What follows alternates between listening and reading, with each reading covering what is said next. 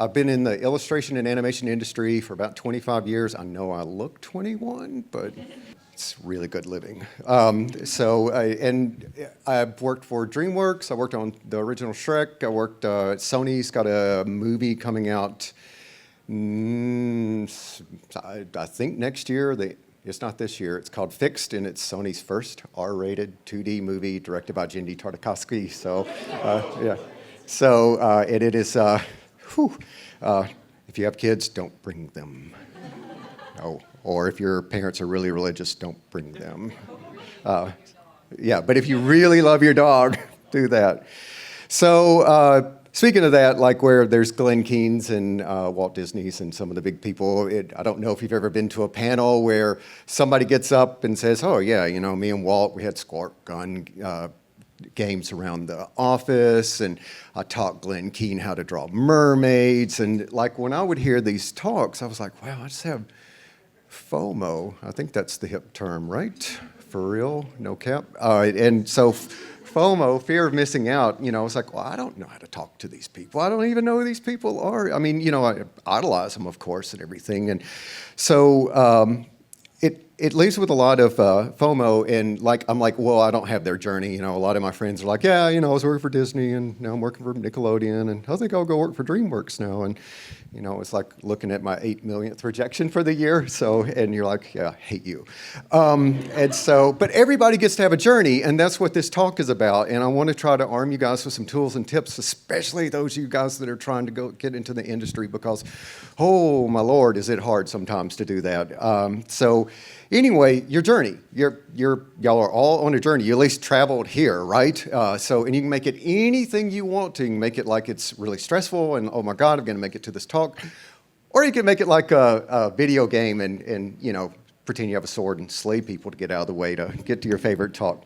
But journeys all sort of are similar. Has anybody heard the hero's journey? We got any writers? Yeah, so let me just kind of read the classical definition.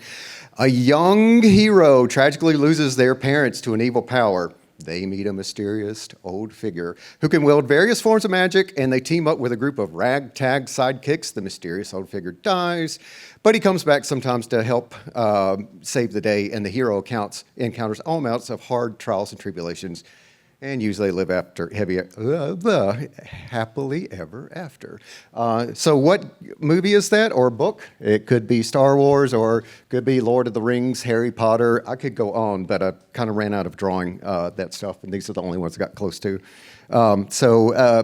Anyway, there's one other adventure. Dungeons and Dragons. Any D&D and aficionados? Okay, I'm going to bring up some terms.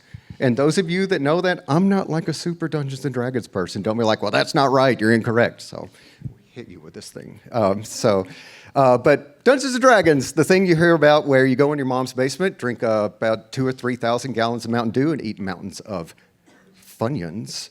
Let me just make sure this is going to scroll. And so, sorry, my little, up there it is. I have my keyboard completely different in this one. The mouse scrolls the other way, so this is going to be fun. So Dungeons & Dragons, one of the big things that's the lore to it is that you meet up with your friends, you problem solve, you have these great adventures, and honestly, the times I've played it, I've had more fun stories out of that than any movie that I've ever encountered. I haven't seen the Dungeons & Dragons movie just because I don't watch movies that much. But the road of animation and my talk for kind of merging Dungeons & Dragons, we're going to talk about some of these people here pretty soon. These guys right here. That's how I look at getting through this, because there's some unfortunate things that happen in animation and the illustration industry, and I kind of want to go over that with you guys, just so you kind of know what reality is. But for now, we're going to take a walk into fantasy land, because reality sucks. So you have a group of people. Let's get past. We have a group of people. I love the term that came out a few years, well, I guess it's a decade ago now, squad. When I first heard that, I was like, okay, I'd keep up with the hip terms, and I think most of them are dumb, but squad, I was like, this is great, because it sounds like squashing God.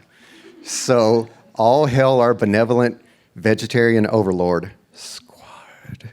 But for this one, squad is a group of people, right? And those are your buddies and your friends and important people that help you along with your journey. So I want to point out, everybody that I'm going to talk about here, these are people who either have tables here or some of them are sitting here in this place, so you're among celebrities.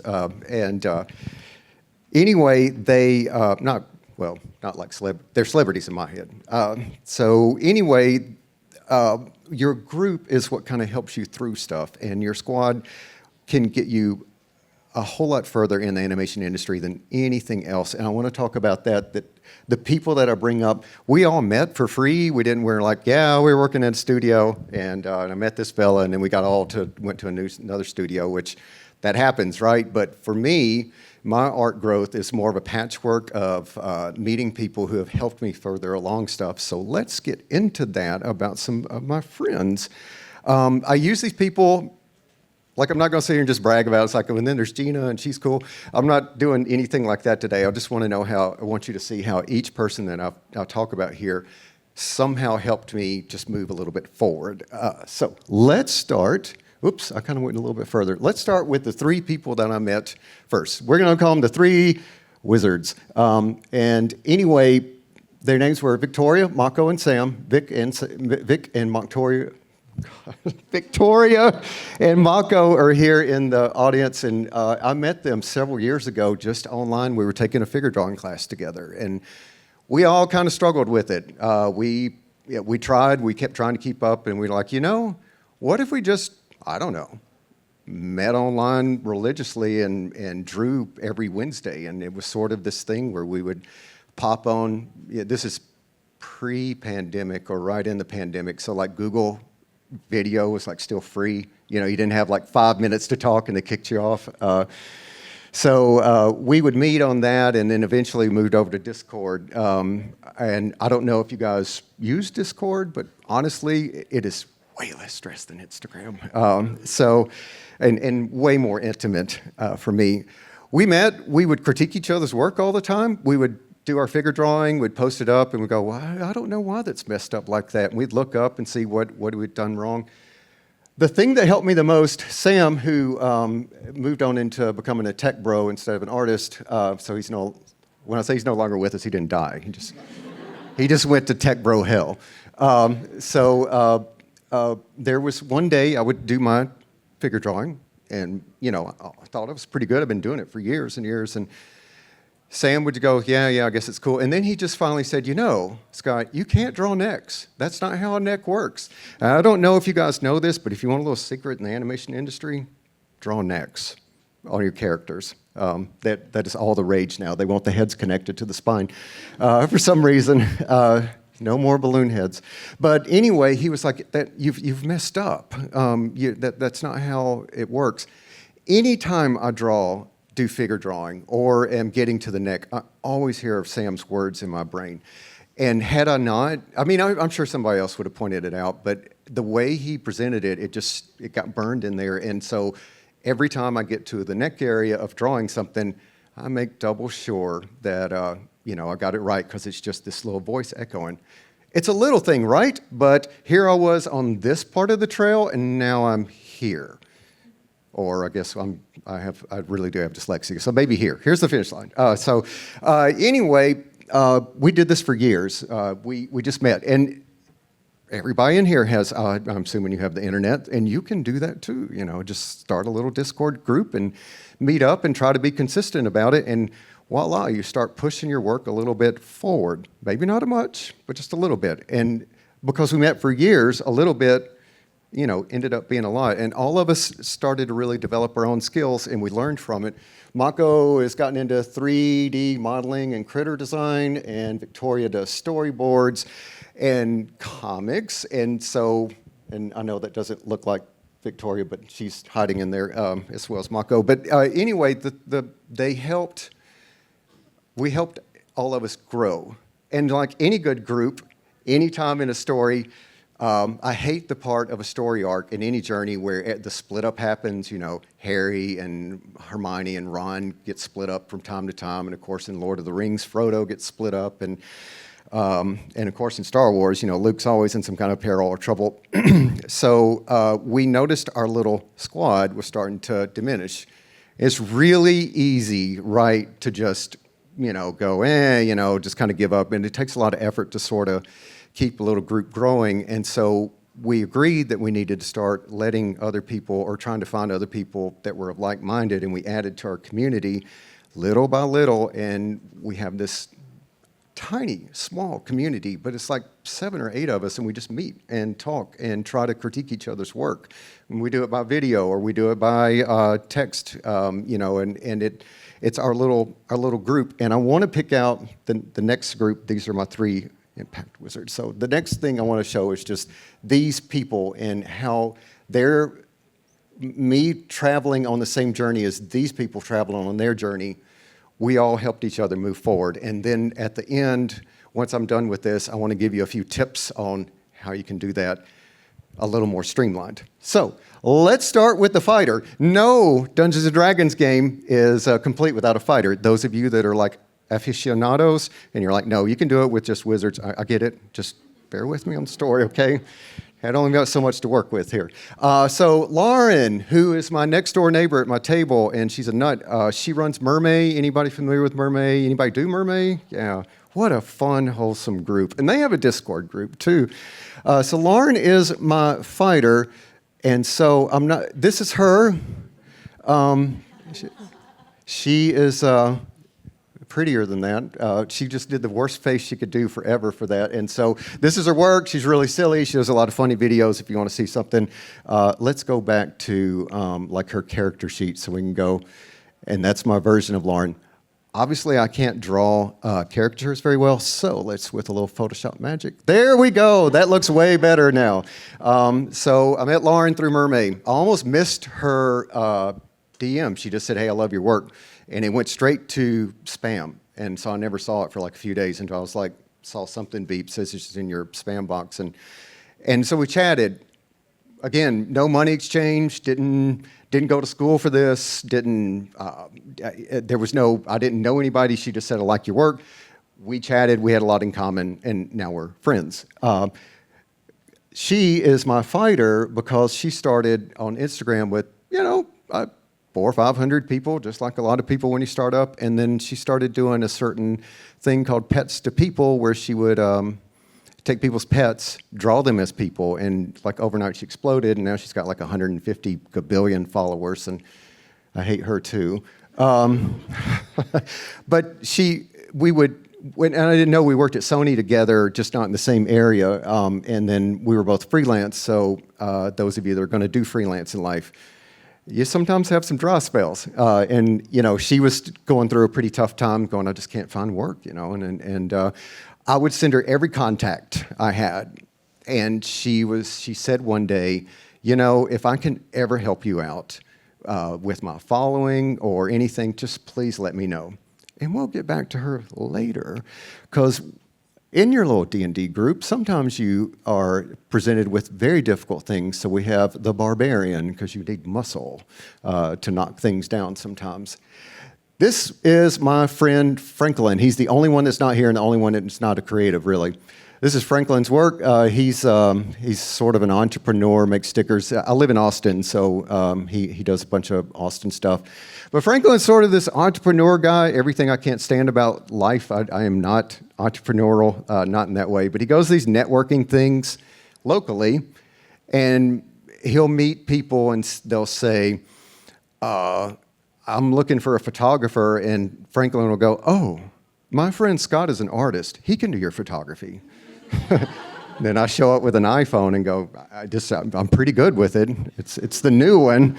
Let me pull his character. Damn it. Sorry, that just snuck in there. I have no idea. There we go. So anyway, sorry you guys can't see it as much over here in the corner. I apologize. But anyway, Franklin will go to these networking things, and I'll end up doing jobs like working for a construction video, which is not glamorous, nor is it dancing frogs at a little children's cartoon that's going to get canned anyway because they keep knocking things down in the industry. But the thing is that he's able to keep me afloat with these odd jobs when, I mean, guys, the rejections are just real. I'm especially this year, it's been tough. And I know Carissa's in here, right? Can you wave? Yay, there she is. So Carissa posts her reject letters all the time. It's interesting and also depressing. And I'm so sorry, Carissa. Anyway, it gets tough, and having, like, my biggest fear is I'm going to end up being like having to be a greeter at Walmart, and that just seems like because I don't want to smile at people and go, have a good day in there, because you know you're not. So Franklin was my barbarian. He's sort of my muscle. He muscles me in jobs, and I don't have to go to these stupid networking meetings and try to network because I'm not as good with that, selling myself. So he's my muscle. And then we have the druid. Druids are my favorite part of Dungeons and Dragons. They're the little green-haired people with antlers. Did not put antlers in B for this one. And she is not an artist either, but a friend. But she is a designer, and she draws with our Discord group. We log on every Wednesday or so, and she comes in and just draws with us, and it's a lot of fun. And she helped a lot of us with business cards and typesetting, things that artists don't usually do. And she's like in Dungeons and Dragons, when you need aid, they have the magic to make that aid happen, because I don't do this stuff right here.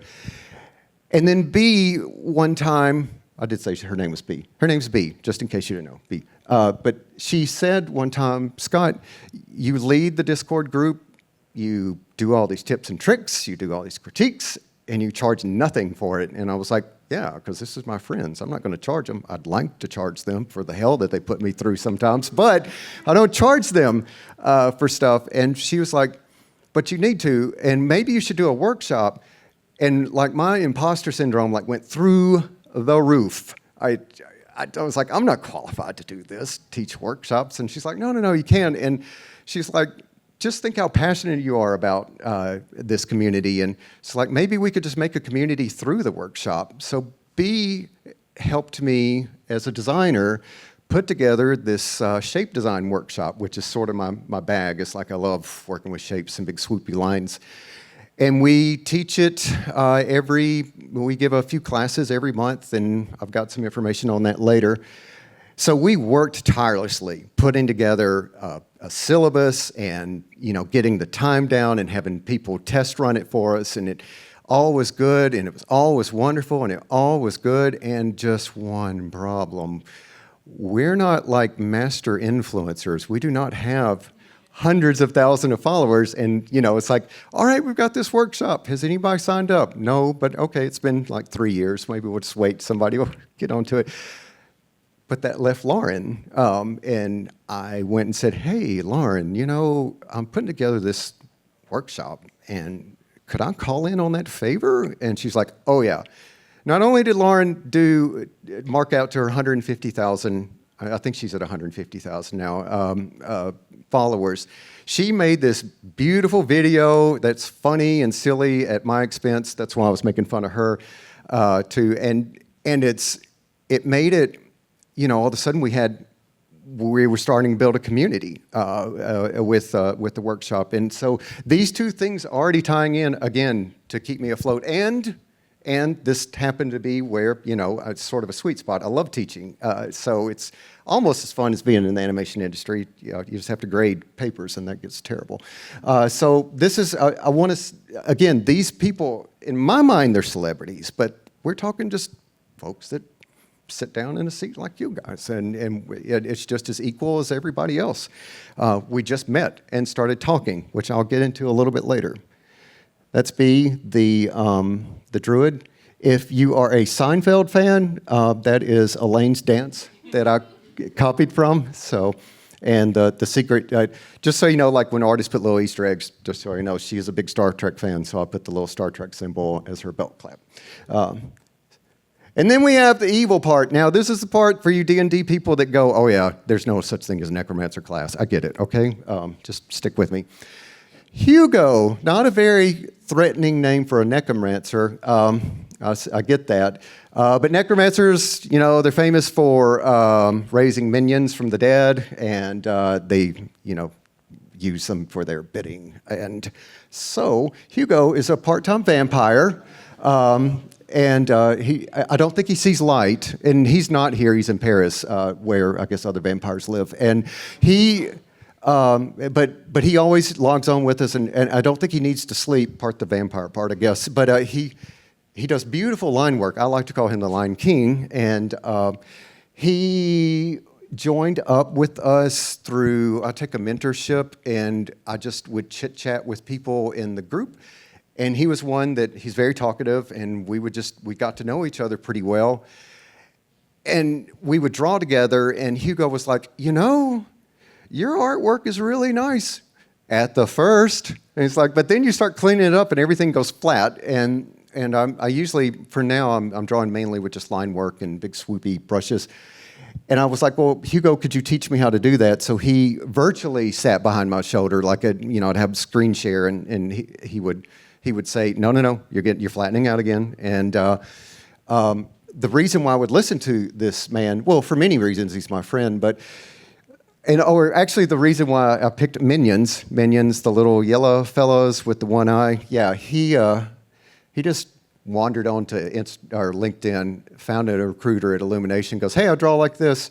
And he was hired. Oh, and he's 24, so you hate him. I'm 50. I really hate him, but at least he has not called me dad. For some reason, this whole trip, I've been called uncle and dad more times than I want, or grandpa. I'm neither three.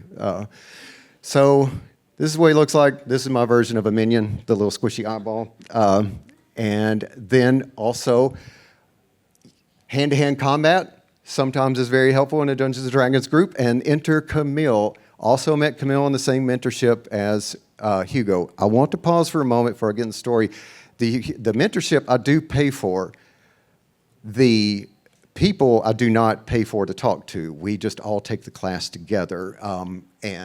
So I want to, part of my talk is to make sure that you guys know, you don't have to spend zillions of dollars to try to network. I mean, you're already here. Like, this is like networking central, right? So Camille and I got to be friends through the mentorship. We found that we were both alike, very frantic, very nervous, and very anxious people who spin off and make terrible decisions. So we came up with a great idea to share a table this year. And it's been nonstop stress for both of us. Anyway, Camille, I picked her as a monk. Monks, good at hand-to-hand combat, chop through things. The reason why is because her and her boyfriend do jujitsu. And so you can go and say hi to her. Just don't piss her off because she'd probably karate chop you. And I know that's the not right word for jujitsu, but anyway, she's that's what I use for a monk. And also, she has worked for like Netflix and Apple and Sony, and she didn't start out that way. In fact, she is giving a talk tomorrow at 12:30 about her very life of how she arrived at those three companies. So if you want a good, intimate, other mental health type talk, I've heard her give it before, and it's pretty good. It's very humble beginnings for her. There was a lot of tears where she was like, I'm a terrible artist. I'm never going to make it. And so, she's made it now. But even then, it's still a struggle. But this is her work. She's really good at coloring. She loves John Singer Sargent. That's the person she idolizes a lot.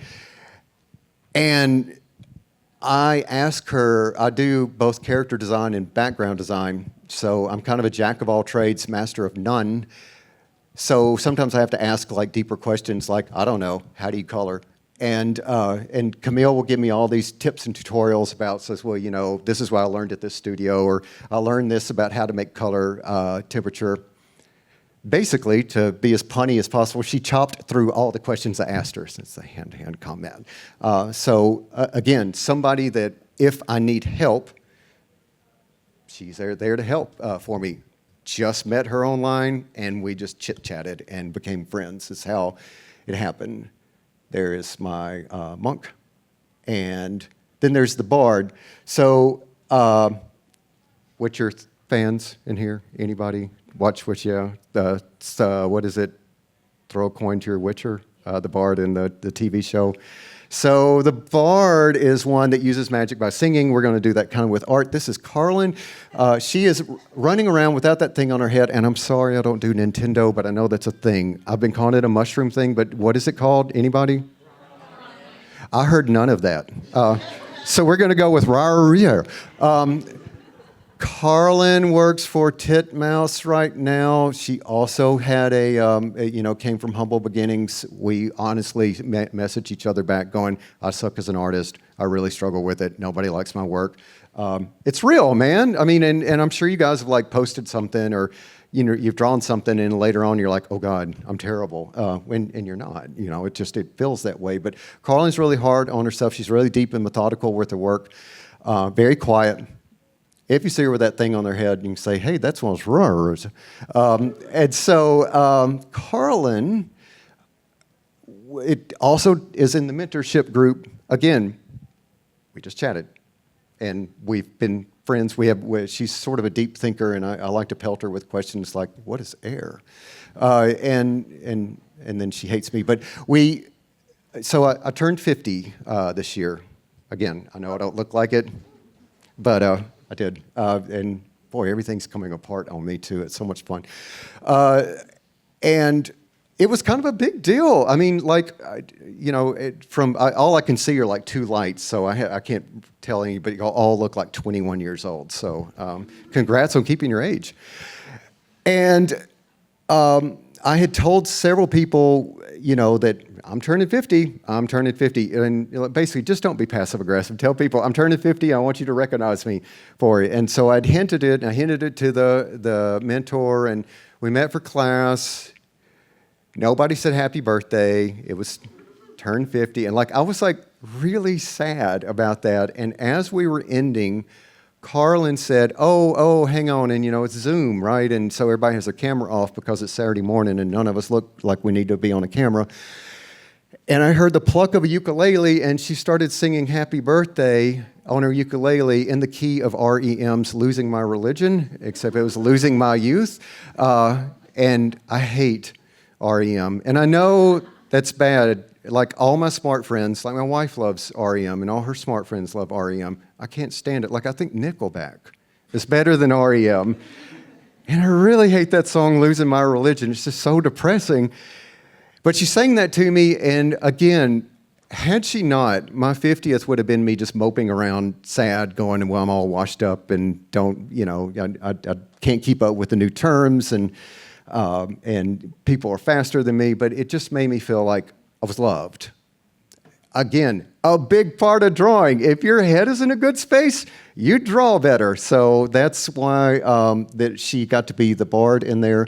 So if you do happen to see that face, you can ask her to sing for you, and she'll run away and then come kill me. Here's my bard. She actually played a whole lot better than I'm playing that out. Lastly is the wizard. This is Brandon. So last year, I sometimes will just log on Discord, and it was some art forum. I don't even remember which one it was. It was just one, and I just said something, and Brandon popped up and said, oh, hey, I don't know about that. I'd ask a question or something. Brandon works for the Mouse. He is on the Mickey Mouse Show. This is he and his wife. He is also right next to us at our table. Got a pretty cool setup. I do not have a cool setup. I flew in from Austin, and I did what I could to get it together, but please come by. Anyway, wizards are famous for uttering words and changing reality, right? And so Brandon said, he was looking at my work, and it's like, I'm really having trouble with rejections.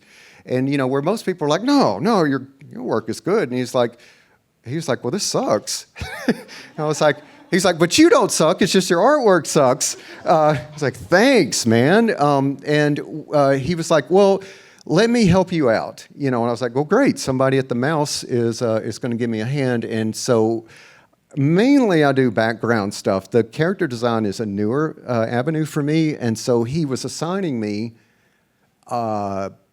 things that he did at Art Center or things they do at Disney, and saying, I want you to draw. He would give me a weird prompt. Like one was, draw a city in the 70s, and it must really reflect the 70s. And it was really tough. I mean, it's a lot of research and stuff. But he said something, and this is sort of the words that uttered reality. He said, if you're doing something and you're not enjoying it, stop. Like, there was no consequence in this, right? It's just homework that he was assigning me. Stop, don't do it. And he said, if you're trying to do something to get hired, you're going to get hired for that, and you may hate it. And then for the rest of your life, 8 hours or 10 hours a day, you're doing that. And he's like, only do things you're passionate about. So I would do these assignments, and I would turn them in. And every assignment, I got a little less interested. And I realized, again, when I met Lauren for Mermaid, and I started just doing the Mermaid Challenge, which was so much fun, it hit me, wow, I really hate backgrounds a lot. And I was like, I'm so much more home at character design. But everybody wants to be a character designer. Everybody wants to be one. And then, if you look on a movie when the credits roll by and the character designers are like one person, it's like, Shiyu Kim. I'm like, of course it is, and how are you supposed to keep up with that? But I thought, I'm happier here. And so I pivoted. I'm just making sure that wasn't a beep for me to stop, right? Okay, good. I just heard somebody's phone. So I have squirrel issues, like squirrel, and they get distracted. So I told Brandon, I was like, yeah, I'm not doing backgrounds anymore. And he's like, great. And I was like, I'm going to do character design. And he said, that's fantastic. Draw 500 Disney heads. And I was like, okay. And I started drawing them as for practice. And he was like, I want them perfect. I want it done fast. And I want you to turn in X amount. And like with each one, it was just like, it just altered everything. It's like, here I've been doing backgrounds just to make things go by instead of doing something I like and putting a lot of passion and stuff. And it really altered the way that I approached art from now on. And, I still ask him, well, what about this? And what about that? And he's like, oh, yeah, now you're going to do turnarounds. And now you're going to do hands. And which is fine, because this is sort of my sweet spot. I grew up with doing figure drawing. And again, who doesn't like drawing characters? I mean, the whole thing with the OCs, which I had no idea what OC meant. Do y'all know that? Know that? Original character, right? I just kind of guessed it was some kind of secret Gen Z word that I couldn't get. So let's do the unfun part. Back to reality. And let me get my notes down here. The fun stuff, right? You have bills. You have rent. You have 2-hour commute, even though they said you'll never have to come in during the pandemic. That's 2 hours one way. So you have a 4-hour commute. You need gas for that commute. You get home and you're too tired to draw. Your Rugrats are driving you crazy. You got to go to the PTA meeting. You get on Instagram. This is my favorite. And you go, okay, I'm just going to look at a few things. And you see all the beautiful drawings. And it's like somebody's redone all the stuff of Renoir or Monet. And they're like, yeah, I did this between studios on my lunch break today in 15 minutes. You're just like, what the hell? And so it can put you in a dark place, right? I mean, I've been there. The reason why I brought up Carissa, just because she posts her rejects, I gave a talk last year about am I too old in the industry and how I applied to 36 different animation studios in the 90s and got rejected by all 36. But then I got hired by DreamWorks and on Shrek, so that kind of canceled it out. But anyway, that was hard. This year it is 56 rejections. I've never had this happen before. And I'm like, my wife is like, you should just keep applying until you get to 100. I was too damn depressed to get to 100. It was like, there's no way I'm going to do this. And so reality puts you in a dark place, right? I mean, and the reality is right now with the strikes, it makes it really difficult for the animation industry. Now with the streaming issue, or streaming people having wars and canceling stuff, there's a lot of us out of work, and it's pretty tough. So it can put you in a pretty bad place. So what's the answer? Some of us are born into privilege. Some of us are getting an extraordinarily lucky life. Some of us work our asses off and it pays off. Like you hear the stories like, I drew, day and night for 80 million hours a day. And, and went to school and got all A's and had 70,000 kids to deal with, and I'm a single mother, but they don't tell you that the single mother also is an alcoholic and had a heart attack from doing all this stuff because it's so stressful. But the thing is, it's tough, but some people are just extremely talented too. Some people just can whip out art and you're just like, I hate you. How can you do that? And so I asked my wife, back to reality, sigh. I asked my wife, Heather's crazy, or slightly crazy. She's got these really just huge eyes and she'll just stare at me just to make me nervous. So I'm scared of her to do anything wrong, but I did say, hey, I'm gonna draw you a little crazy, and she's like, that's fine, it's your life. Anyway, she's a palliative care physician and a geriatrician.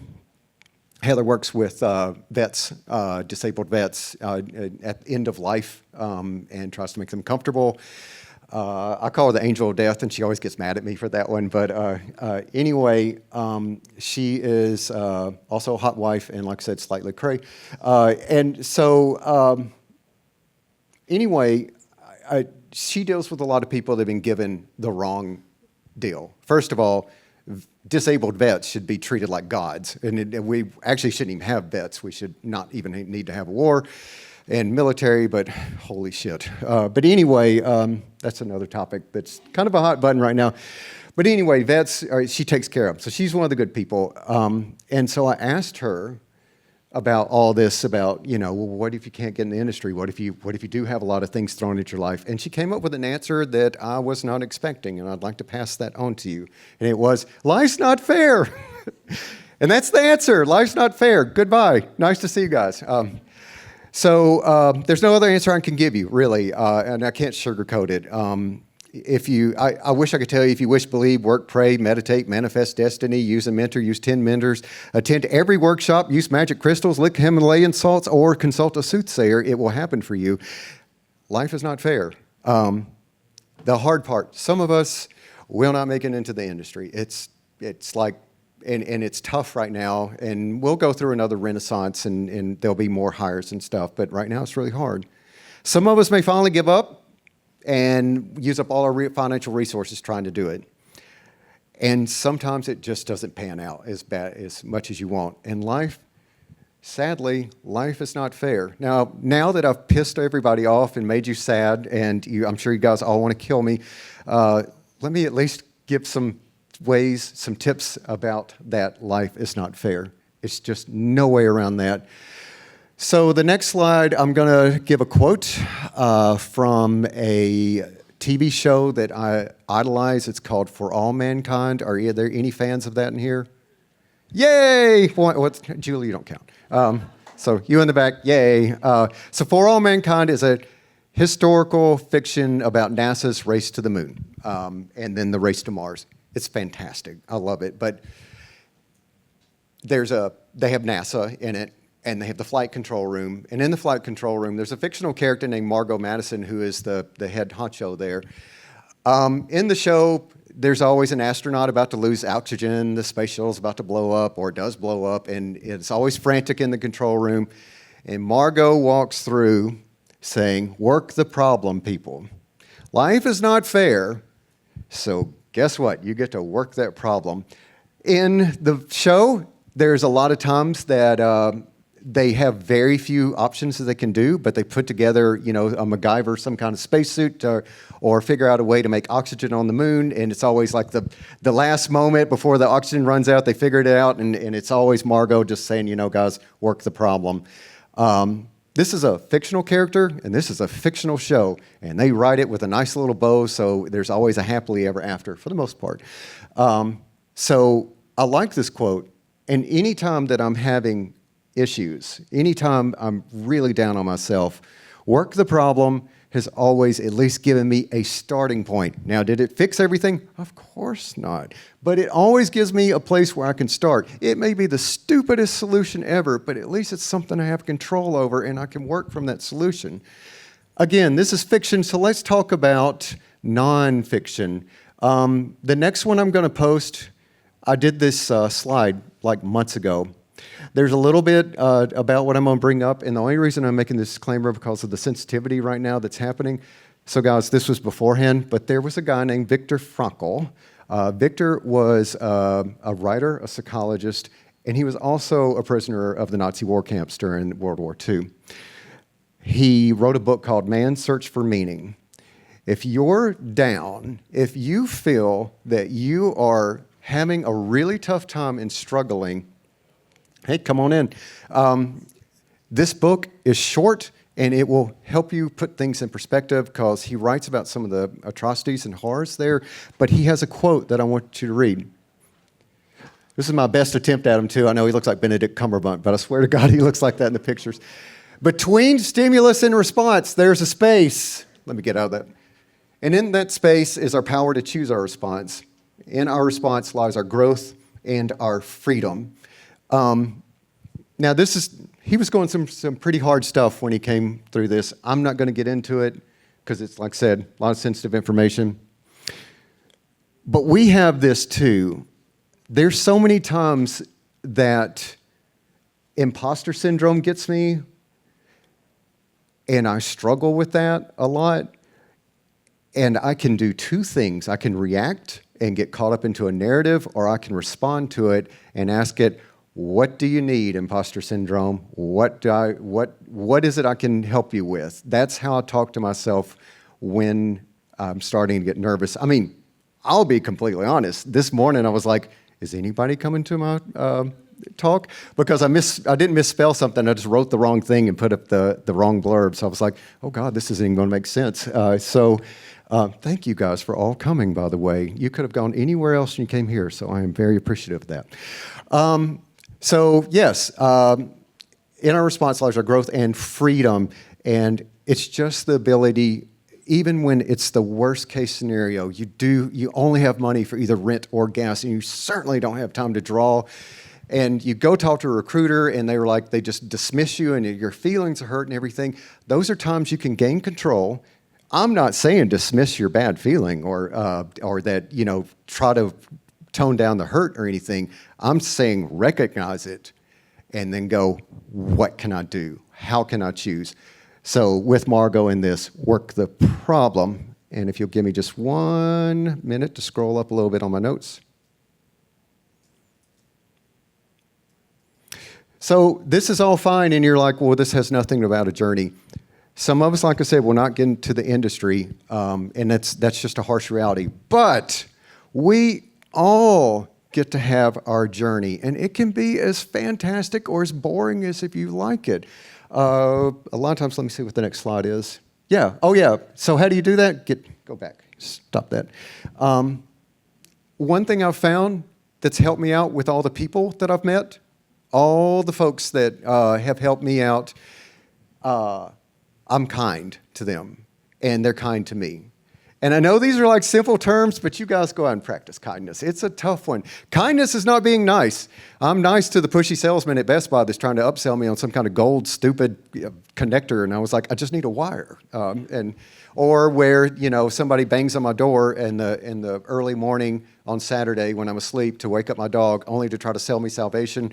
It drives me crazy when folks do that, but I'm nice to them. Nice is just saying, oh yeah, you're cool, that's fine, and you want to knock their block off. Kindness is one-sided. Kindness is the other side of selfishness. Kindness is giving of yourself and not asking for anything in return.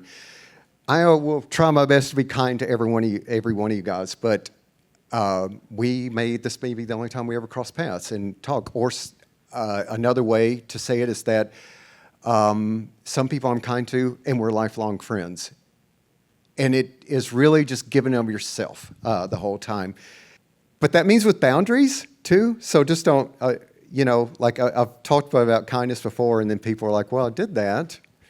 And now everybody walked all over me. It's like, well, there's a thing called boundaries, and you have to look that one up. We don't have enough time for that. But anyway, let me get back to my notes. So, yeah, ending this with, before I get into a couple of things that I can give you as tools to help get where you want to be in the art industry, both animation and illustration.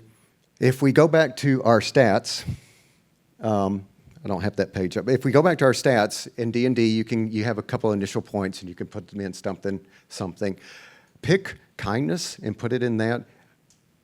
every time I've been kind to somebody, I get nothing in return, and I never expect anything in return. But then there's sometimes I was kind to somebody, and I've gotten things in return. Hence Lauren, who we just chatted and laughed, and we just were friends. Sure, we were trying to use each other's contacts and everything, but it was more, hey, I like you. You're a cool person.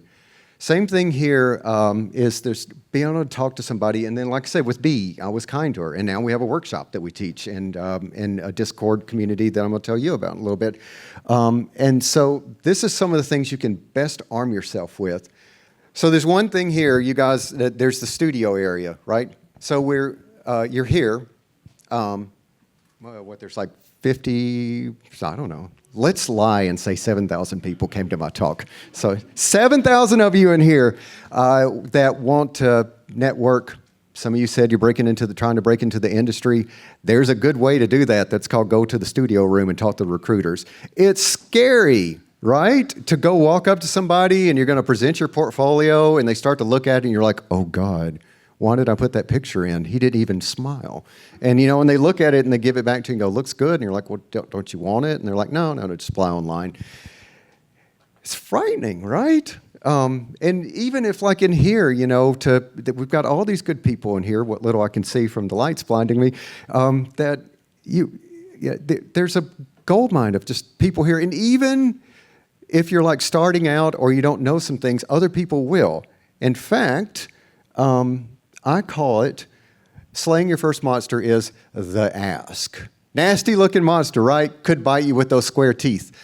It's a scary monster. Can be scary. Also appear scary. Could scare you. It is really difficult. I can tell you, even standing up here as you guys are walking in, like butterflies in my stomach and like everybody, I'm asking you for your attention and time. And wondering, are they all judging me harshly? And the only thing I was told, about when giving a talk is like, imagine everybody naked. No. I don't want to see any of y'all naked. You don't want to see me naked. Anyway, it's frightening, right? And to go up, I mean, if you look at it, it's a little monster, and it's like you're always your first monster in a game. It's like you've got to start somewhere. In Dungeons & Dragons, the first ones are always like a little goblin or troll, so we can look at it this way. So it's a scary-looking thing, but when you really look at the actual size of this monster, it's not so bad. You can kind of squish it a little bit, step on it. I want to use this guy, the Ask, right here, so it'll burn in your head that when you go to a recruiter, go up to somebody that, of course, don't think they look like that.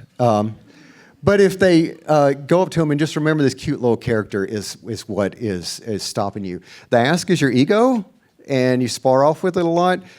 It's like jumping into a cold water. Once you do it, your body adjusts, but there's that one moment you're just like, what have I done? This water is going to kill me. And it does sting for a moment.